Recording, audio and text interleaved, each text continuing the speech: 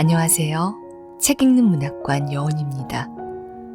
오늘 읽어드릴 작품은 존 버니언이 쓴 철로 역정입니다. 철로 역정은 1678년 출간된 후 300여 년이 흐른 현대에도 성경 다음으로 가장 많이 읽히며 전 세계인의 사랑을 받고 있습니다. 이 작품은 영국의 설교가이자 우화 작가로 잘 알려진 존 버니언의 대표작으로 자신의 영적 생활을 바탕으로 쓴 종교 우화 소설입니다. 철로 역정의 주인공 크리스천이 아내와 자식이 있는 멸망의 성읍을 떠나 시온성에 이르기까지의 여정을 그린 일부와 크리스천의 아내 크리스티아나와 4명의 자녀, 잡이라는 처녀가 크리스천이 떠난 길을 따라 순례 여행을 하는 제2부로 나뉘어 있습니다. 실제 존 버니언은 청교도 혁명의 영향을 받아 12년이라는 오랜 시간 동안 옥중에서 생활하며 철로 역정을 집필했는데요. 작가는 감옥에서 스스로 경험했던 영적 생활의 고뇌와 시련, 깨달음을 고스란히 담아 그의 마음속에 비친 순례자의 모습을 그리고 있지요. 세련된 기교를 부린 것도 아닌데 작품 속에 등장하는 여러 인물과 크리스천의 생생한 만남, 순수한 언어 표현에서 고귀한 진솔함이 느껴집니다. 또한 등장인물들이 벌이는 극적인 사건을 통해 작가 존 버니언의 풍부한 상상력도 엿볼 수 있는데요. 시대, 종교, 국경을 뛰어넘는 불멸의 걸작 철로 역정. 그 작품 속으로 잠시 들어가 보시죠. 구독과 좋아요는 사랑입니다.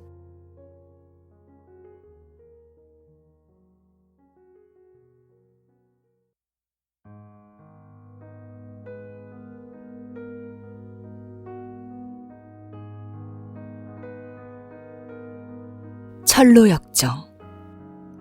존 버니언 지음, 김민지 옮김, 발행 더 클래식.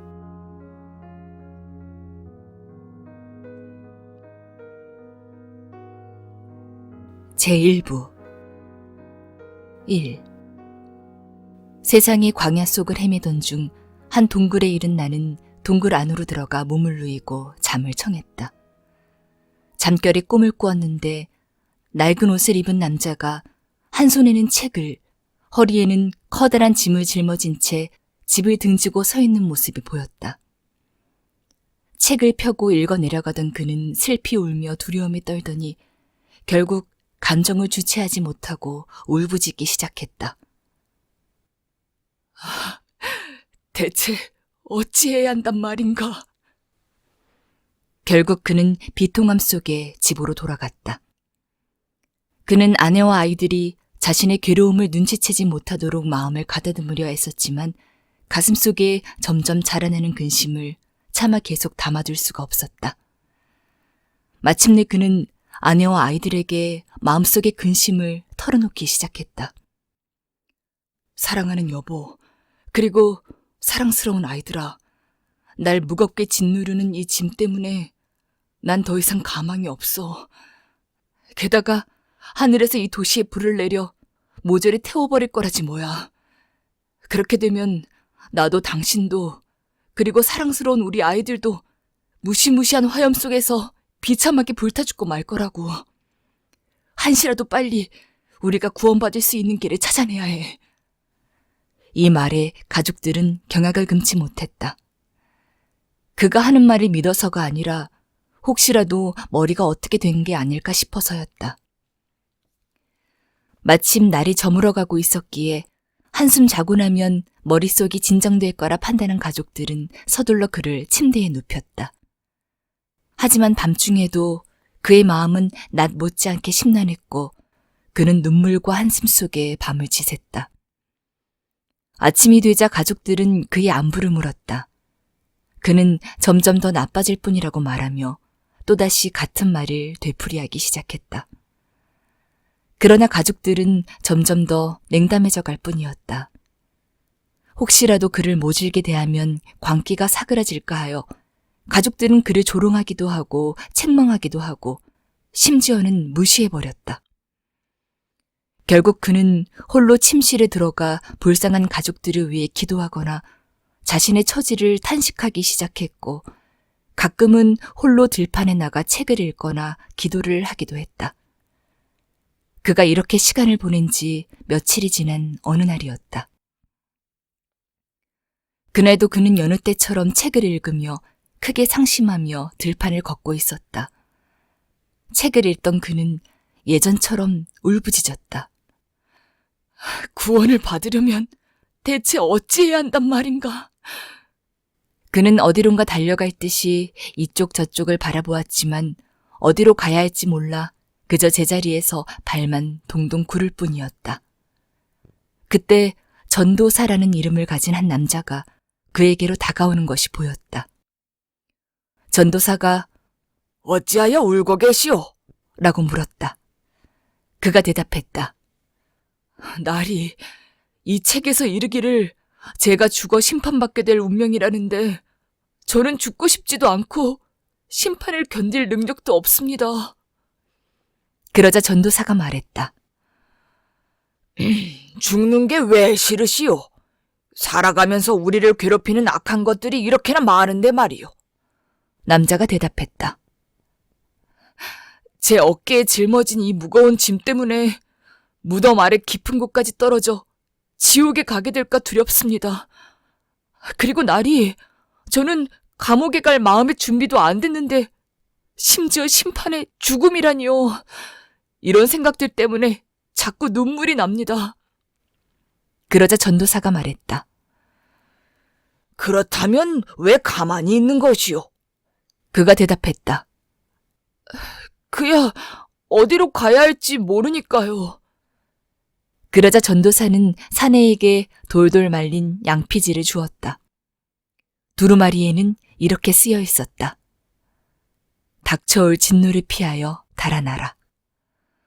두루마리를 읽은 사내는 조심스럽게 전도사를 올려다보며 말했다. 그렇다면 어디로 피해야 합니까? 그러자 전도사가 드넓은 들판 위를 가리키며 말했다. 저쪽에 있는 좁은 문 보이시오? 사내가 말했다. 글쎄요.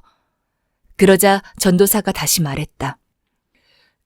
그럼 저기 저 밝은 빛은 보이시오? 사내가 말했다.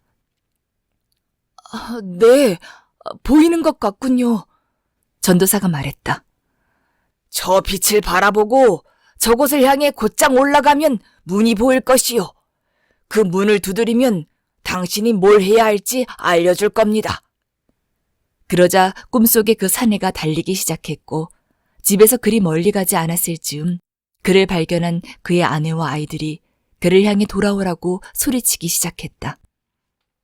그러나 사내는 손가락으로 귀를 틀어막은 채 생명, 생명, 영원한 생명! 이라고 외치며 계속 달렸다. 그렇게 그는 뒤도 돌아보지 않고 들판을 가로질러 달려갔다. 이웃들도 나와서 그가 달려가는 모습을 바라보았다.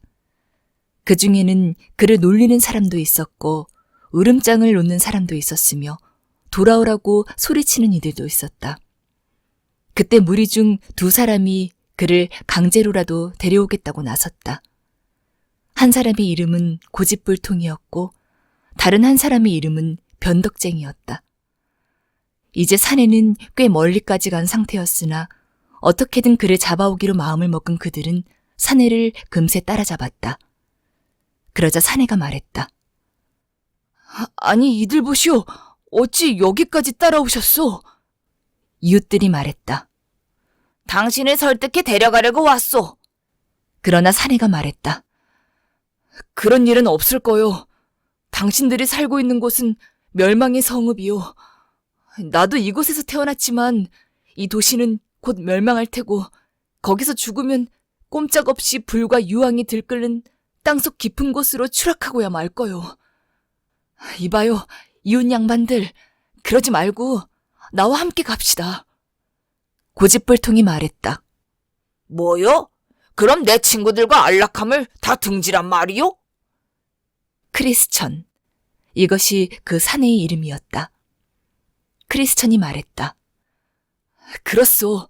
내가 찾게 될 기쁨과 비교하면 지금 저버리는 모든 것은 그저 티끌에 불과하기 때문이요. 당신들도 나와 함께 가서 그것을 소유하게 되면 분명히 나처럼 기뻐할 거요. 내가 가는 그곳은 모든 것이 차고 넘치는 곳이니까 말이오. 자, 갑시다. 내 말이 맞는다는 걸 보여줄 테니. 아니, 대체 당신이 찾고 있는 것이 무엇이길래 가진 걸 다 버리고 찾으러 나선단 말이오? 나는 멸망치 아니하고 더럽지 아니하고 쇠하지 아니한 곳을 찾아가는 중이오. 그곳은 하늘에 있는 안전한 곳이며 마음을 다해 찾는 자들에게 때가 되면 주어질 것이오. 원한다면 내 책을 읽어봐도 좋소. 고집불통이 말했다. 됐소. 책은 저리 치우고 우리랑 같이 돌아갈 거요 말 거요? 크리스천이 말했다. 아니요, 같이 가지 않겠소. 나는 이미 손에 쟁기를 들었소. 자, 그럼 변덕쟁이 양반, 우리끼리 돌아갑시다. 이렇게 뭔가에 홀려 눈이 뒤집힌 사람들은 분별 있는 사람 7이 와서 뜯어말려도 도통 말을 안 듣는다니까. 변덕쟁이가 말했다. 그렇게 매도할 것까지는 없잖소. 만약 크리스천의 말이 사실이라면 이 사람이 찾고 있는 것이 우리가 가진 것보다 낫구려. 나도 왠지 같이 가고 싶어지는데. 뭐요? 당신까지 웬 뚱딴지 같은 소리요? 자, 내 말을 들으시오. 우린 돌아갑시다. 저런 정신병자가 당신을 어디로 데려갈지 어찌하오. 자, 정신 차리고 어서 돌아갑시다. 그러지 말고 당신도 함께 갑시다. 그곳에 가면 내가 지금 말한 것들은 물론이고 그보다 더 찬란하고 영화로운 것들도 많다오. 날 못 믿겠다면 여기 이 책 좀 읽어보시오. 이 책이 말하고 있는 진리에 따르면 모든 것이 그것들을 만드신 분의 피로 온전함을 입었다고 하였소. 변덕쟁이가 말했다. 자, 고집불통 양반, 나는 결정했어. 이 양반에게 내 운명을 걸고 함께 가보겠어. 그나저나 형씨, 당신이 간다는 그곳으로 가는 길은 알고 있어? 전도사라는 이름을 가진 남자가 이르기를 저기 있는 좁은 문을 향해 곧장 가면 길을 알 수 있을 것이라고 하였소. 자, 그럼 어디 가봅시다. 그리고 그들은 함께 발걸음을 옮겼다. 고집불통이 말했다. 그럼 나는 집으로 돌아가겠소. 저런 허무맹랑한 소리를 짓거리는 작자들과는 어울리지도 말아야지 원. 고집불통이 돌아가 버린 후 꿈속에서 크리스천과 변덕쟁이가 벌판을 가로질러가며 대화를 나누는 모습이 보였다. 대화는 이렇게 시작되었다. 자, 변덕쟁이 양반, 인사가 늦었구려. 그대가 나와 함께 가기로 마음먹었다니 참 기쁘오. 만약 고집불통 양반도 앞으로 닥칠 일에 대해 내가 느낀 무력함과 공포를 느꼈다면 그리 쉽게 등을 돌리지는 못했을 텐데 말이오.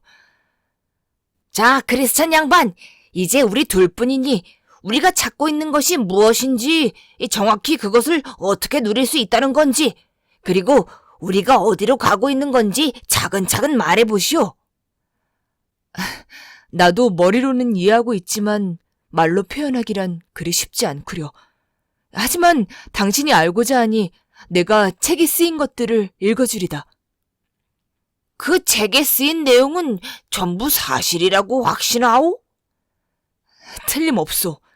이 책을 쓰신 그분은 거짓이 없으신 분이라오. 알겠소. 이 책에는 뭐라고 쓰여 있소? 멸망치 않는 왕국과 영생을 준다고 하셨소. 그곳에서 우리가 영원한 삶을 누릴 수 있도록 말이오. 그렇구려. 그리고 또 뭐라고 하셨소?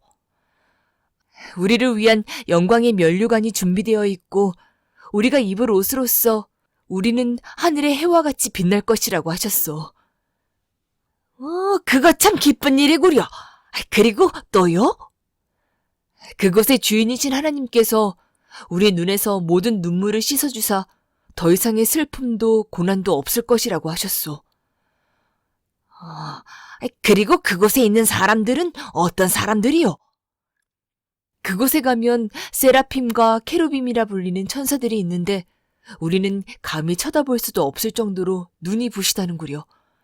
그리고 우리보다 먼저 그곳에 간 수많은 사람도 만날 수 있어. 어느 하나 상처 주는 이가 없고 모두 다정하며 경건한 사람들 뿐이지요. 그들 모두가 하나님과 동행하며 영원히 하나님 곁에서 살아간다오. 다시 말해 머리에 금관을 쓴 장로들과 금으로 만든 검은 고를 연주하는 고결한 여인들을 보게 될 것이고 이 세상에서 하나님을 향해 품었던 열정으로 인해 가혹하게 찢기고 불타고 짐승의 먹이가 되고 바다에 던져졌던 사람들이 영생의 옷을 덧입고 회복된 모습을 보게 될 것이오. 듣기만 해도 황홀한 광경이구려. 그런데 우리도 이런 것들을 누릴 수 있단 말이오? 그런 것들을 누리기 위해서는 뭘 해야 하오? 그것 또한 왕국의 통치자이신 하나님께서 이 책에 언급한 바 있소. 핵심만 말하자면 누구든지 간절히 원하는 자에게는 하나님께서 모든 유업을 값없이 주신다는 것이오. 그거 정말이지 기쁜 소식이구려. 자, 그럼 꼬물대지 말고 좀 더 서두릅시다. 나도 그러고 싶지만 내 어깨에 짊어진 짐 때문에 도무지 빨리 갈 수가 없구려. 대화를 막 마쳤을 무렵 그들은 벌판 한가운데에 있는 아주 질척거리는 늪지에 이르렀고 미처 주의를 기울이지 못한 나머지 그들은 벼랑간 수렁에 빠져버리고 말았다. 그 수렁의 이름은 절망이었다. 한참을 이 수렁 속에서 버둥거리던 그들은 온통 진흙투성이가 되어버렸고 크리스천은 어깨에 짊어진 짐 때문에 수렁 속으로 점점 가라앉기 시작했다. 변덕쟁이가 외쳤다. 크리스천, 당신 어디 있어? 크리스천이 말했다. 사실 나도 잘 모르겠소. 그 말의 순간 기분이 상한 변덕쟁이는 화난 목소리로 말했다. 정녕 이것이 당신이 그토록 외치던 행복이란 말이요? 출발하자마자 이런 난관에 가로막히는데 대체 앞으로 뭘 기대하겠소? 나는 이만 돌아갈 테니 그 대단한 왕국인지 뭔지는 용감한 당신 혼자나 가시오. 말을 끝낸 변덕쟁이는 한두 번 길을 쓰더니 그의 집과 가까운 쪽으로 늪을 빠져나와 사라졌고 이후로 크리스천은 그를 두 번 다시 볼 수 없었다. 이제 크리스천은 절망의 수렁 속에 홀로 남겨져 허우적대고 있었다. 하지만 여전히 그는 집과는 정반대편인 좁은 문 쪽으로 나가기 위해 몸부림쳤다. 그러나 역시 어깨에 맨 짐 때문에 그는 수렁에서 빠져나올 수가 없었다. 그때 도움이라는 이름의 남자가 다가와 그에게 물었다. 거기서 뭐 하시오? 크리스천이 말했다. 날이 전도사라는 분께서 말씀하시길 임박한 진노를 피하려면 이 길을 따라 저기 보이는 문으로 가면 된다고 하시길래 그리로 가던 중 그만 이 수렁에 빠지고 말았습니다. 디딤돌이라도 찾아보지 그러셨소. 두려움이 엄습해서 허둥지둥 대다가 그만 빠져버리고 말았습니다. 그러자 도움이 말했다. 자, 내 손을 잡으시오. 도움은 사내의 손을 잡아 수렁으로부터 견고한 땅 위로 건져주었고 사내는 다시 길을 떠났다. 나는 사내를 구해준 그 사람에게 다가가서 물었다. 선생님, 멸망의 성읍에서 좁은 문으로 향하는 이 길은 왜 단단하게 다져놓지 않는 거죠? 그렇게 한다면 이 길을 지나는 불쌍한 여행객들이 조금이나마 안전하게 다닐 수 있을 텐데요. 그러자 그가 내게 말했다. 이 수렁은 도무지 다져지지가 않는다오. 이 구덩이에는 죄의식으로부터 나오는 오물과 더러운 쓰레기들이 계속해서 흐르기 때문에 절망의 수렁이라고 불리지요. 게다가 죄인이 자신의 막막한 처지를 깨닫게 되는 순간 그 마음속에 일어나는 두려움과 회의, 그리고 낙심과 불안이 모두 합쳐져 이곳에 머무르게 되고, 그래서 이 땅이 이렇게 질척거리는 거라오. 물론 왕께서도 이곳이 이렇게 열악하게 방치되어 있는 것을 안타까워하셔서 이 대략 1600년 동안이나 인부들이 폐하의 측량 기사들의 감독하에 이 땅을 다지기 위해 노력해 왔다오. 내가 알기로는 이 수렁의 토질 개선을 위해 폐하의 지배하에 있는 모든 영토로부터 좋다는 재료와 방법까지 죄다 구해왔는데도 다 무용지물이고 결국 절망의 수렁은 변하지 않더이다. 아마 앞으로도 쭉 변하지 않을 거요. 실은 왕의 지시에 따라 이 수렁 한가운데까지도 크고 단단한 디딤돌들이 있긴 하다는데 기후가 변할 때처럼 오물을 잔뜩 내뿜는 날이면 디딤돌들이 전혀 보이지가 않더구려. 설령 보인다 해도 순간 머리가 아찔해져서 발을 헛디디디가 일수라 결국은 디딤돌이 있으나 마나 다들 진흙투성이가 되고 말더이다. 어쨌든 좁은 문에 도착해서 안으로 들어가면 길은 잘 다져져 있다오. 그 무렵 뒤를 돌아보니 변덕쟁이는 이미 집에 도착해 있었고 이웃들은 그를 찾아와 안부를 물었다. 그 중에는 돌아오길 잘했다며 칭찬하는 사람도 있었고 무모하게 크리스천을 따라간 것에 대해 어리석었다고 타박하는 사람도 있었다. 또 어떤 이들은 모험을 하겠다고 떠나놓고는 그깟 장애물 하나에 벌써 포기했냐며 그를 겁쟁이라고 놀리기도 했다. 그래서 변덕쟁이는 사람들 눈에 띄지 않으려 노력했으나 이내 자신감을 회복했고 마을 사람들은 가여운 크리스천에 대해 온갖 이야기를 지어내 수군거리기 시작했다. 허나 변덕쟁이 양반에 대한 이야기는 이쯤에서 마치기로 한다.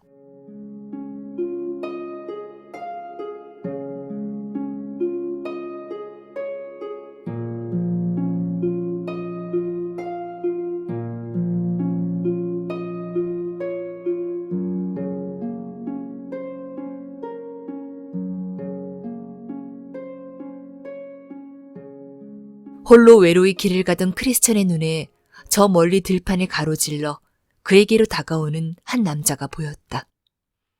그들은 우연히 서로를 지나치게 되었다.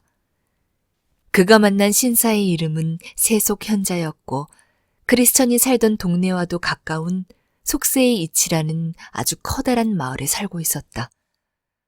크리스천이 멸망의 성읍을 떠났다는 소문은 이미 그가 살던 마을뿐 아니라 이웃마을까지도 파다하게 퍼졌던 터라 세속현자 또한 크리스천을 만났을 때는 이미 그에 대해 익히 들어 알고 있었다. 그는 온갖 한숨과 앓는 소리를 내며 힘들게 발걸음을 옮기는 크리스천을 보고는 말을 걸어왔다. 아니 여보시오, 어딜 그리 힘들게 다녀오시오? 그러게나 말입니다. 저도 이런 고된 여정은 정말이지 처음입니다. 나리께서는 제게 어딜 다녀오는 길이냐고 물으셨지만 사실 저는 저 앞에 있는 좁은 문을 향해 가는 중이랍니다. 그곳에 가면 이 무거운 짐을 내려놓을 수 있다고 해서요. 처자식은 있어? 있습니다. 하지만 제 어깨에 짊어진 짐이 너무 괴로워 더 이상 가정의 안락함도 예전 같지 않더군요. 그러니 이제는 처자식이 없는 것이나 마찬가지입니다. 내가 충고 하나 해줄 테니 들어보겠소? 도움이 되는 충고라면 말입니다. 지금 제게는 좋은 충고가 필요하니까요. 내가 해주고픈 충고는 될 수 있는 한 빨리 그 짐을 벗어버리라는 것이오. 그렇지 않으면 당신은 영원히 마음의 평안을 얻지 못할 것이며 신이 내려주시는 축복 또한 누릴 수 없을 것이니 말이오. 제가 원하는 게 바로 이 짐을 벗어버리는 겁니다. 하지만 도무지 저 혼자서는 이 짐을 벗어 던질 수가 없을 뿐더러 이 세상 어디에도 이 짐을 벗겨줄 사람이 없습니다. 그러니 아까도 말씀드렸다시피 저는 이 짐에서 벗어나기 위해 이 길을 가고 있는 거랍니다. 짐을 벗으려면 이쪽으로 가야 한다고 누가 그랬어? 아주 훌륭하고 고결해 보이는 어떤 남자분이었는데 제가 기억하기로는 전도사라고 불리는 분이었답니다. 그런 엉터리 길을 알려주다니. 그자가 알려진 이 길이야말로 세상 그 어떤 길보다도 위험하고 힘든 길이라오. 만약 그의 조언을 따라가다 보면 스스로 깨닫게 될 거요. 몸에 절망의 수렁이 진흙이 덕지덕지 붙어있는 모습을 보아하니 벌써 한바탕 치른 모양이군. 하지만 그 수렁은 앞으로 이 길을 가면서 겪게 될 고난의 시작에 불과하오. 자, 내 말을 들으시오. 나는 당신보다 오래 살지 않았소. 이 길 가운데에는 고달픔과 고통과 배고픔과 위험과 헐벗음과 총검과 사자와 용과 암흑이 도사리고 있어. 그 한마디로 죽으러 가는 길목인 셈이지. 지금껏 수많은 사람의 증언에 의한 것이니 내 말은 모두 사실이요. 세상에 어떤 바보가 낯선 사람의 말만 듣고 경솔하게 자기 목숨을 내던진단 말이요. 그래도 나리께서 말씀하신 그 모든 고난보다도 제 어깨에 짊어진 이 짐이 더 괴롭습니다. 그러니 저는 이 짐으로부터 해방될 수만 있다면 이 길에서 무엇을 만난다 한들 두렵지 않습니다. 애초에 그 짐은 어떻게 지게 된 거요? 제 손에 든 이 책을 읽고 나서부터였습니다. 에이구, 그럴 줄 알았어. 당신처럼 연약한 사람들은 항상 자기가 감당해내지 못할 일에 괜히 손을 댔다가 문득 그런 말도 안 되는 생각에 사로잡혀 버리곤 하지. 그리고 그런 생각에 빠지면 다들 당신처럼 나약해져서는 자신조차 알지 못하는 그 무언가를 찾겠다고 필사적으로 애를 쓴단 말이오. 저는 제가 얻고자 하는 게 뭔지 알고 있습니다. 이 짐으로부터 해방되는 것이죠. 그렇다면 굳이 왜 이런 위험천만한 길을 가려 하시오? 내 말을 잘 들어본다면 이런 위험 없이도 당신이 원하는 걸 얻을 수 있는 길을 알려줄 텐데 말이오. 사실 답은 가까운 곳에 있어. 그리고 그 길 위에는 위험 대신 안전함과 우정, 만족이 기다리고 있다오. 나리, 제발 그 비밀을 제게 알려주십시오. 좋소. 저기 보이는 도덕이라는 마을에 가면 율법이라는 의원이 살고 있어. 아주 지혜롭고 명망이 높은 분이죠. 그분은 당신 같은 사람들의 어깨에 진 무거운 짐을 벗겨줄 수 있는 재주를 가졌다오. 지금까지도 꽤나 많은 사람의 짐을 덜어준 것으로 알고 있어. 게다가 무거운 짐 때문에 머리가 약간 이상해진 사람들까지도 치료해준다고 하니 당신도 당장 그 의원에게로 가서 도움을 받으시오. 그 의원의 집은 여기서 2km도 채 안 된다오. 그리고 만약 그 의원이 집에 없으면 그 문명이라고 불리는 젊은 아들이 있는데 그 아들도 늙은 의원만큼이나 솜씨가 좋다고 하더이다. 그런지 그곳에 가면 당신도 짐을 벗을 수 있을 거요. 그리고 아무래도 고향으로는 돌아가지 않는 것이 낫지 않겠소? 고향으로 돌아가는 것이 정꺼려진다면 아내와 아이들더러 그 마을로 오라고 하시오. 그 마을에는 빈집이 많아서 집 한 채쯤은 좋은 가격에 살 수 있을 거요. 게다가 그곳에는 맛있는 음식도 넘쳐나고 물가도 싸다고. 그리고 그곳을 살기 좋은 곳이라고 하는 더 큰 이유는 바로 올바르고 정직하며 믿을 수 있는 이웃들이 있기 때문이지요. 크리스천은 선택의 기로에서 다소 망설였으나 이내 결단을 내렸다. 만약 이 나리의 말이 사실이라면 이분의 충고를 따르는 것이 오히려 현명하겠군. 그러고는 그가 다시 물었다.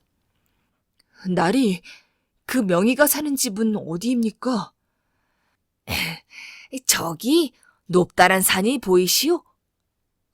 네, 그럼요. 저 산 옆으로 가서 첫 번째 있는 집이 의원의 집이요. 그리하여 크리스천은 발걸음을 돌려 율법 의원의 집으로 향했다.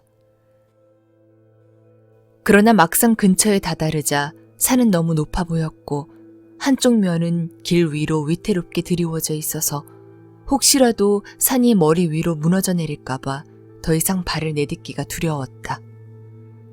그는 어찌할 바를 모른 채 그 자리에 서서 발을 동동 굴렀다. 왠지 어깨에 짊어진 짐이 이전보다 더 무겁게 느껴졌고 산 위로 뿜어져 나오는 화염을 보니 혹시라도 불에 타 죽지는 않을까 두려웠다. 갑자기 온몸에서 식은땀이 나고 두려움에 다리가 후들거렸다. 그는 문득 세속 현자의 충고를 받아들인 것이 후회스러웠다. 그때 마침 그의 눈에 전도사가 다가오는 것이 보였고 그를 보자마자 그의 얼굴은 부끄러움으로 붉게 달아올랐다. 그러나 점점 더 가까이 다가와 이윽고 그의 앞에 선 전도사는 엄중하고 무서운 얼굴로 크리스천에게 따져 묻기 시작했다. 크리스천, 여기서 뭐라고 했어? 그러나 크리스천은 뭐라 대답해야 할지 몰라 그저 말없이 서 있었다. 그러자 전도사가 다시 물었다. 당신은 멸망의 성읍의 성벽 바깥에서 울고 있던 그 자가 아니오. 예, 나리, 제가 맞습니다. 내가 좁은 문을 향해 가라고 하지 않았소? 예, 나리께서 그리 말씀하셨습니다. 헌데 어찌하여 이리도 금방 길을 벗어났단 말이오. 이 길은 좁은 문으로 가는 길이 아니지 않소. 제가 절망의 수렁에서 빠져나오자마자 한 나리를 배웠는데 그분 말씀이 저 앞에 보이는 마을로 가면 제 짐을 벗어줄 의원을 만날 수 있다고 하셨습니다. 어떤 사람 말이오? 좋은 분 같아 보였습니다. 꽤 많은 이야기를 해주셨는데 결국은 귀가 솔깃하여 이곳까지 오게 되었습니다. 하지만 길 위로 드리워진 산을 보자마자 마치 산이 머리 위로 무너져 내릴 것만 같아서 꼼짝도 할 수가 없었습니다. 그 양반이 당신에게 뭐라고 하였소? 제가 어디로 가고 있는지 물으시기에 말씀드렸습니다. 그랬더니 그가 뭐라고 했소? 제게 처자식이 있는지 물으시기에 대답해드렸습니다. 하지만 어깨에 짊어진 짐이 너무 괴로워 이제는 가정의 안락함도 예전 같지 않다고 말했죠. 그랬더니 그가 뭐라 했소? 이 짐을 가능한 빨리 벗어버리라고 하더군요. 그래서 저는 그러한 쉼이야말로 제가 찾고 있는 것이라고 말했습니다. 그리고 그 쉼을 얻기 위해서 어떻게 해야 하는지에 대한 해답을 찾기 위해 저기 있는 문으로 가는 길이라고도 말했지요. 그러자 그가 나리께서 알려주신 길보다 더 쉽고 가깝고 좋은 길을 알려주겠다고 하더니 짐을 덜어주는 능력을 가진 의원에게로 가는 길을 알려주더군요. 그래서 그의 말을 믿고 그 길에서 벗어나 이쪽으로 발걸음을 돌렸습니다. 어쩌면 이 짐에서 곧 해방될 수 있을 거라는 생각에서였지요. 하지만 정작 이곳에 와보니 어찌나 위험해 보이는지 두려워서 더 이상 나아갈 수가 없었습니다. 이제 뭘 어찌해야 할지 모르겠습니다. 그러자 전도사가 말했다. 주의 말씀을 들려줄 테니 잠시 기다려 보시오. 사내는 그 자리에서 떨며 서 있었다. 전도사가 말했다. 주께서 이 책에 이와 같이 말씀하셨소. 너희는 말씀하신 일을 거역하지 않도록 주의하라. 땅에서 경고한 일을 거역한 그들이 피하지 못하였거늘 하물며 하늘로부터 경고하신 일을 배반하는 우리가 피할 수 있겠느냐. 전도사가 계속 말을 이었다. 의인은 믿음으로 말미암아 살리라. 그러나 누구든지 뒤로 물러나면 내 마음이 그를 기뻐하지 아니하리라. 전도사가 덧붙여 말했다. 당신은 재앙을 자초하고 있소. 가장 높으신 이의 경고를 거역하기 시작했고 평강의 길에서 뒷걸음질하여 영원한 파면에 이를 뻔하였소.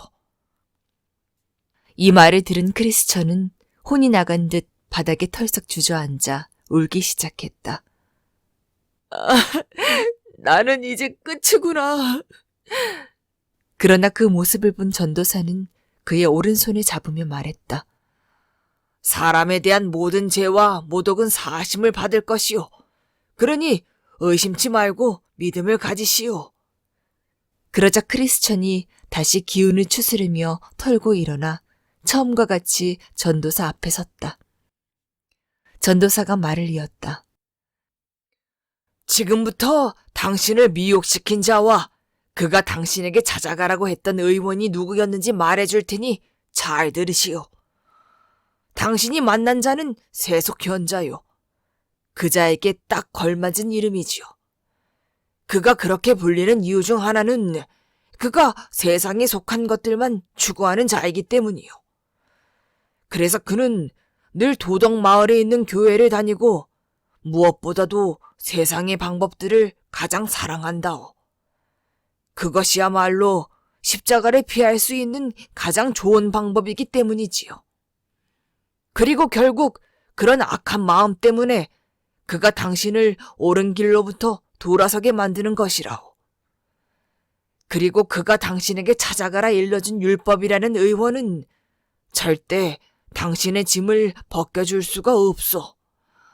지금껏 그 누구도 그를 통해 짐을 벗은 이가 없고 앞으로도 없을 거요. 그런 방법으로는 결코 온전해질 수가 없기 때문이요. 따라서 세속 현자는 적이고 율법 의원은 사기꾼이요. 그리고 그자의 아들이라는 문명군은 겉으로는 사람 좋게 생겼으나 결국은 사기꾼에 불과하고 당신에게 결코 도움이 안 되는 사람이요. 자, 나를 믿으시오. 당신이 이 악한 자들에게서 들은 모든 헛소리는 내가 당신에게 알려준 길에서 벗어나 구원에 이르지 못하도록 하려는 고약한 술수일 뿐이요. 말을 마친 전도사는 하늘을 향해 자신의 말이 사실임을 입증해달라고 외쳤고, 그러자 가여운 크리스천의 머리 위로 솟은 산 위에서 말씀과 화염이 뿜어져 나왔다. 그의 온몸에 털이 쭈뼛쭈뼛 솟았다. 말씀이 공중에 울려 퍼졌다. 무릇 율법 행위에 속한 자들은 저주 아래에 있느니라. 이제 꼼짝없이 죽었구나 생각한 크리스천은 탄식하며 울기 시작했다. 심지어는 세속 현자를 만났던 시간들을 한탄하기도 하고 그의 충고를 받아들인 자신의 어리석음을 지탄하기도 했다. 그의 말에 넘어가 옳은 길로부터 벗어난 것에 대한 수치심도 이루 말할 수 없었다. 그가 전도사에게 다시 물었다. 나리의 생각은 어떠십니까? 제게는 이제 희망이 없는 겁니까? 이제라도 돌아가 좁은 문을 향해 가면 될까요? 혹시 이 일로 인해 버림받고 치욕만 안고 돌아가게 되는 건 아닐까요? 이젠 그자의 충고를 받아들인 것을 뼈저리게 후회하고 있는데 그래도 저는 용서받지 못하는 겁니까? 그러자 전도사가 말했다. 당신은 아주 큰 죄를 지었소. 당신이 저지른 두 가지 잘못 중 하나는 옳은 길에서 벗어난 것이요. 또 다른 하나는 가서는 안 될 길에 발을 들인 것이요. 그러나 좁은 문에 있는 분은 선하신 분이기에 당신을 받아주실 것이요. 단, 2번 다시는 다른 길로 벗어나지 않도록 주의하시오. 명심하지 않으면 그분의 불같은 진노하심으로 그 길 위에서 죽게 될 것이요.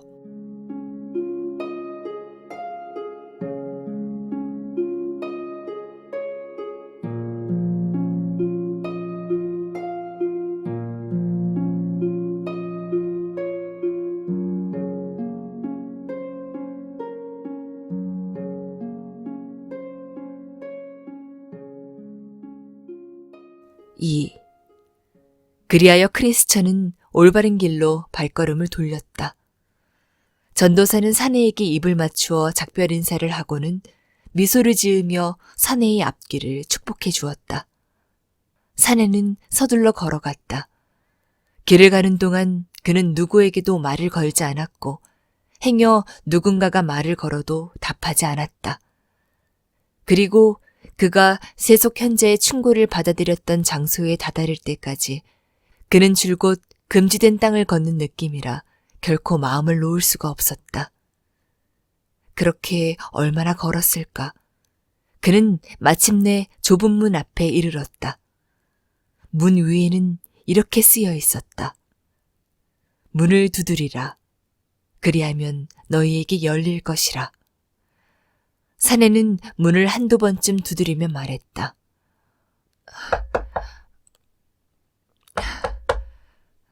제가 감히 들어가도 되겠습니까? 한치 보잘것없는 죄인이오나 이런 저를 가엾이 여기서 문을 열어주신다면 지극히 높으신 그분의 긍휼을 영원토록 찬양하겠습니다. 잠시 후 문 너머에서 친절이라는 이름을 가진 근엄한 사나이가 나타났다. 그는 사내에게 어디서 온 누구이며 무슨 용건으로 왔는지 물었다. 크리스천이 말했다. 저는 무거운 짐을 진 죄인입니다. 임박한 진노를 피하기 위해 멸망의 성읍으로부터 떠나 시온산을 향해 가고 있습니다. 그리로 가기 위해서는 이 문을 지나가야 한다는데 부디 저를 위해 이 문을 열어주시면 안 되겠습니까? 아, 그럼요. 기꺼이 열어드리리다. 친절히 말하며 사내에게 문을 열어주었다. 그때 크리스천이 문 안쪽으로 발을 내딛자 친절히 그를 휙 잡아당겼다. 크리스천이 물었다. 왜 그러십니까? 친절히 말했다. 여기서 조금 떨어진 곳에 으리으리한 성이 하나 있는데 그곳에는 바알세불이라 불리는 사탄이 살고 있다오. 그리고 종종 바알세불과 그 부하들이 이 문을 향해 올라오는 사람들에게 화살을 쏘는 바람에 더러는 이 안에 들어오기도 전에 죽는 자들도 있지요. 이 말을 들은 크리스천이 말했다. 기쁘면서도 한편으로는 등골이 오싹해지는걸요? 그가 문 안으로 들어오자 문지기는 사내에게 누가 이 길을 알려주었는지 물었다.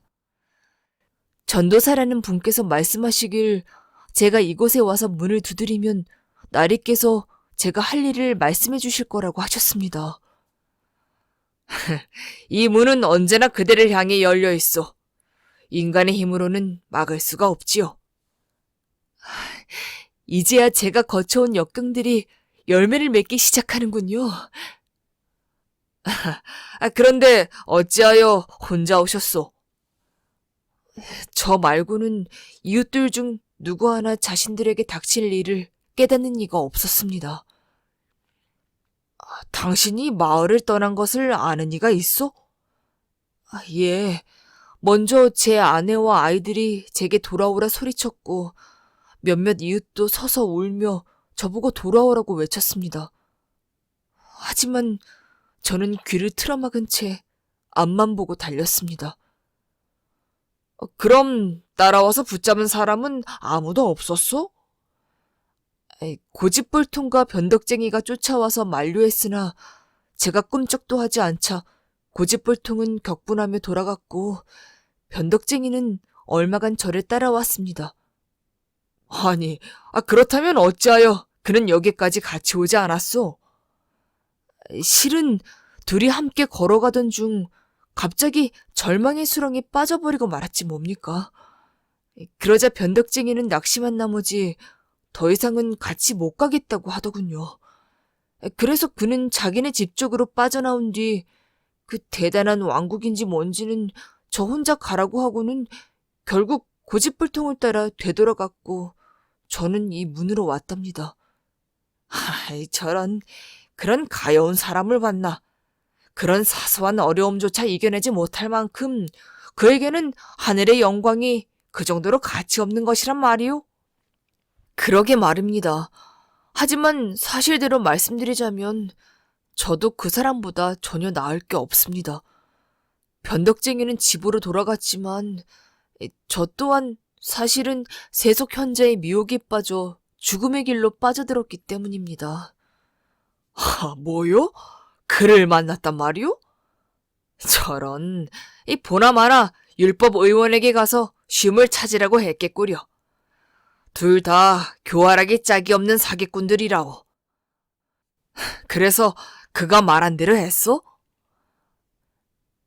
예, 결국은 엄두가 나지 않았지만 말입니다.